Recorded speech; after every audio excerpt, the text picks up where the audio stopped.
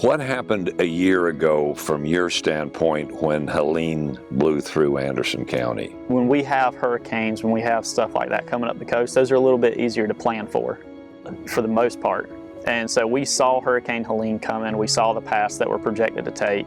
We were actually in our emergency operations center the night before Helene hit throughout the night. And that was our plan, stay 24 hours. We were hoping that it would do what every other hurricane does, really get weaker as it comes up and not be a big impact. We were actually more along the mindset of we're going to stay prepared just in case it hits Anderson, but we're going to go ahead and have our assets ready to move closer to the impacted areas. Did not expect it to be that much of an impacted area. We're inside the emergency operations center, and I would say it was a very quiet night.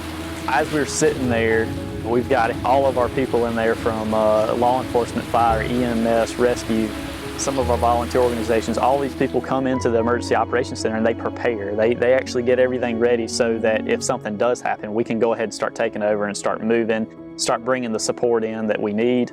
We actually brought Dorchester County, their swiftwater and rescue guys, we brought them up because we saw the path and saw that we were in direct line of the path. My number one concern is always life safety. Yeah. And so bringing those rescue units in actually turned out to be one of the best decisions we could have made. Middle of the night, pitch black, we're in the emergency operations center. It's a very fortified building, and the building started to kind of rumble. And I was like, oh no, this is bad. This is real bad. We're connected to our computer-aided dispatch system, which is basically what the 911 center uses. It's how they monitor all the calls. So we're connected to that in our emergency operations center. And we just saw the screen light up to the point where we couldn't see the end of the calls. Multiple trees down, multiple power outage calls, and we knew it got bad quick. I have to say that the first 24 hours was probably one of the worst 24 hours for us. We had multiple calls coming in for trees down on houses. We didn't know how many people were trapped in these houses. All we had was a call for a tree down on a house. We had some communication outages, so we didn't know what areas of the county were unable to call 911. Once those cell phone towers go out, there wasn't a good way for them to get in touch with 911. And so there was a lot of concerns there, but we were answering every call we could. The other concern we had was the Saluda River. We had the concern of it flooding because it was projected to meet a higher flood level than it ever has, and it did. And we ended up having 2 houses on the Anderson side that actually flooded due to that. Were you able to keep communications up and running, and how did you do that with cell tower outages? We have high redundancy, and that's one of the things that we pride ourselves on, but we kind of push for the preparedness side is redundancy. So basically we have multiple communications. We have fiber, we have POTS, the old telephone copper lines. We have multiple forms of fiber coming into the 911 center. We have backup generation for the 911 center, backup generation for emergency operations center. We have cellular data if everything else fails. And then we have satellites that we can put up as well. We do everything we can to stay running. And then if that fails, we have a backup 911 center that we can move them to. Same thing, we have a backup emergency operations center that we can move to, which we did during Hurricane Helene. Because there was just so much going on. We were having some communication issues at the EOC. We were able to get out with our last form of communication, and we knew that that one was a little bit spotty. We got a call from one of the water departments, and they said, we have a pump station for one of our water towers. It has been offline for too long. We're about to lose pressure, and we're not going to be able to serve the west side of Anderson County. And my immediate question is what do you need? And he said, I need a generator. We can't find one anywhere. Everybody had taken up all the rental generators, everything. We had already rented some generators. We already had our generators out at other locations. Made the decision to shut our primary EOC down, take the generator off of our primary EOC, put it on a rollback, and take it to that water pump station. We put a couple of vehicles in front, a couple of vehicles back, and gave it an escort to the water pump station because power, water, those are life-saving and life-threatening. If we don't have water, we're in trouble. So we ran code, got that to there, helped them get it hooked up into their building, and I would say we had about an hour to spare before they were going to have to shut that line down. Wow. And so we were able to get that back up and running with the water department. We ended up moving to our backup emergency operations center at the Civic Center of Anderson, which still had power, still had internet. It gave us a little bit better communications because the fiber was solid at the Civic Center still. What was the effect of it as far as human life in Anderson County? How many did we lose? So, unfortunately, tragically, we lost 5 in Anderson County. And as you anticipate another storm, what have you done to get ready for the next one? We're more prepared now for the next one than we were this one because of the lessons we learned. First thing we did is we do after-action review. We bring all the department heads in, we bring all the municipalities in, and we actually do a full after-action. We say, okay, this is what we did good, this is what we did bad, and this is what we need to do to improve. So one of the things that we did that is big for Anderson County is we established a debris removal and debris monitoring contract with a third-party company. What this allows us is during the next disaster, next storm, when there's a ton of debris, we can call a third-party company. They come in and they're responsible for picking up that debris and monitoring it and managing it, actually disposing of the debris. So that really will speed up the process for us, for the citizens of Anderson County. Because the debris that we had to pick up and manage last time took almost a year. Yeah, because the first time that I know of, we actually went countywide and picked up debris on the edge of the roads for people's homes. Yeah. We've never done that. Right. That was huge, but that was a decision made by Mr. Rusty Burns. Yeah. Rusty Burns and myself, we sat down, we had a discussion about it, and that was, we felt like the best for Anderson County. We actually reconstructed our backup emergency operations center at the Civic Center. So it got completely remodeled. It is a much bigger room. We blew out a few walls. We made a lot more space. It's ready not only for the Emergency Operations Center during a disaster, but for special events and any other thing that we may have at the Civic Center. We did some countywide network upgrades. We purchased some Starlink satellites to give us a little bit extra coverage. The 911 center is actually backed up on a Starlink satellite now as well, so it can auto fail over to it. We formed the Anderson County Long-Term Recovery Group. Typically, these are formed after a disaster occurs, but the plan for this one is to keep it going.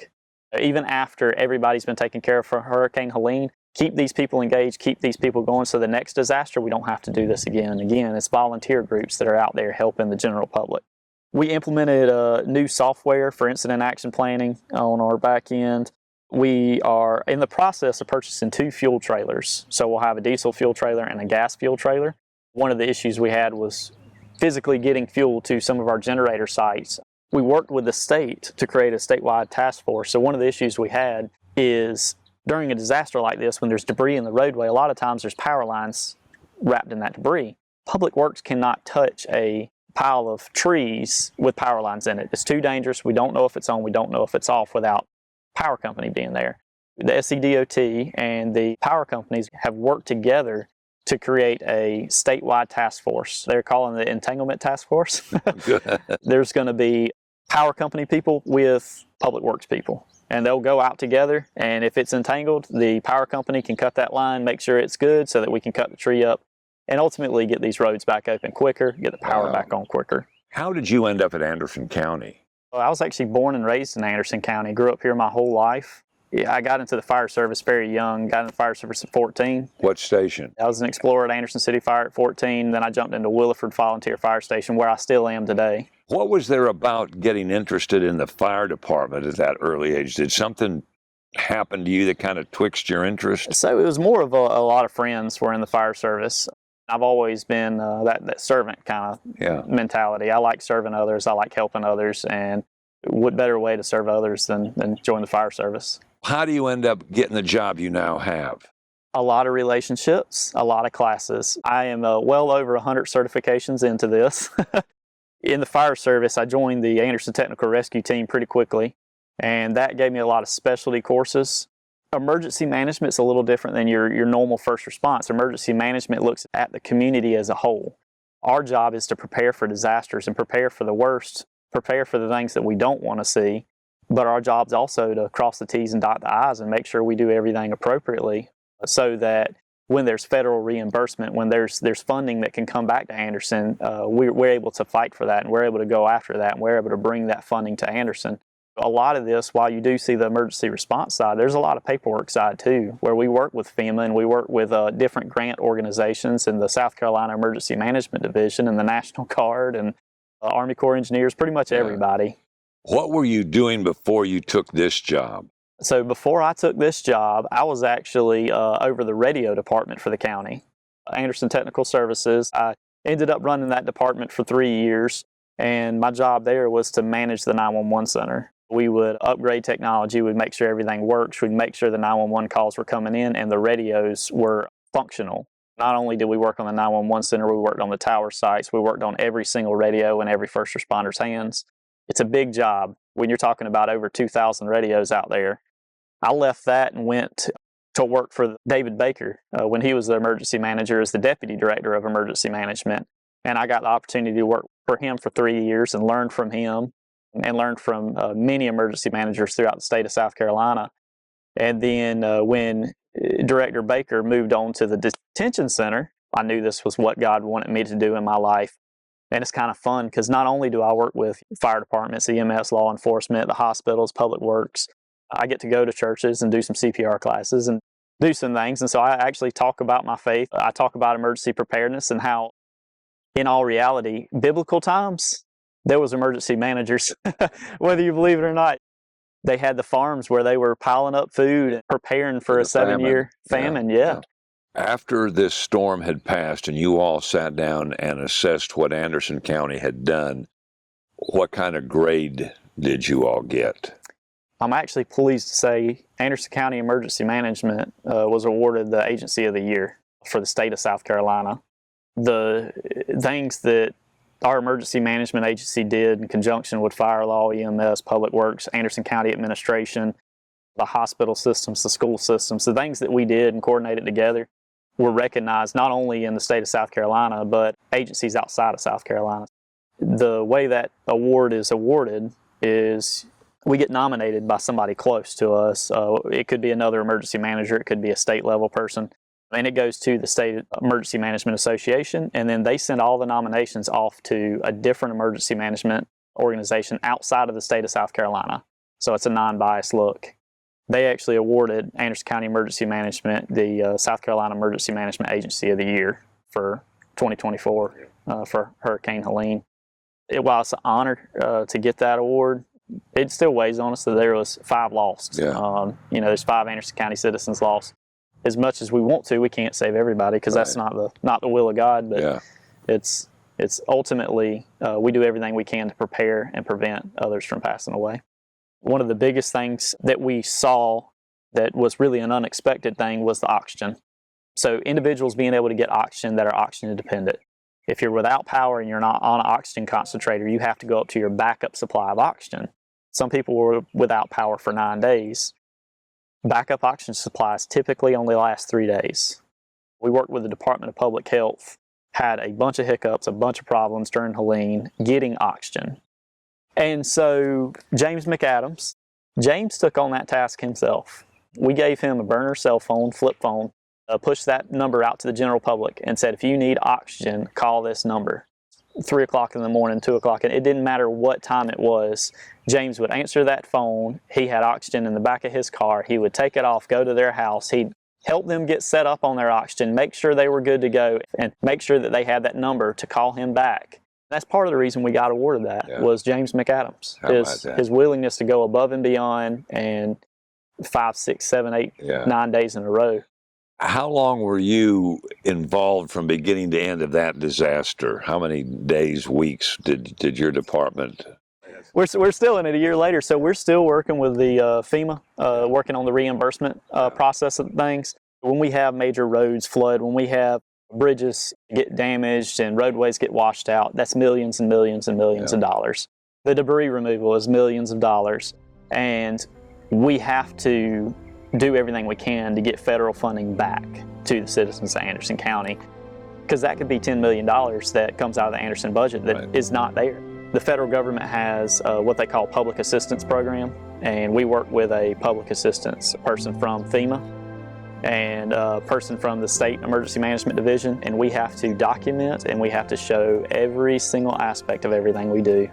There's a lot of red tape there. There's a lot of stuff that we're kind of used to now. We're ready for the next one. We're ready for the next one. I don't want it to happen again. I want blue skies and sunny days for the rest of our life with a few rainy days to keep the crops growing. We're ready, and we don't want to see it again. but we're going to continue to prepare, and we'll prepare every day.